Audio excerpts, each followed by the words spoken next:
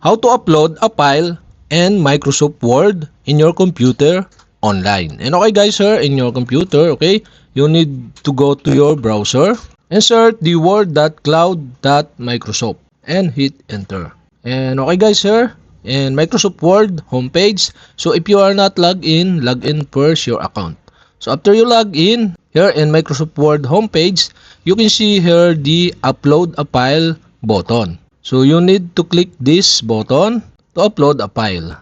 And now here in your computer file, you need to find the file you want to put in your Word. So for example, I put the application letter LGU. Okay, you can click this and click the open button on the lower right side.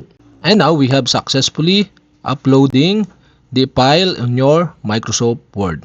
And that's it. Okay, we have successfully upload a file in Microsoft Word in your computer online.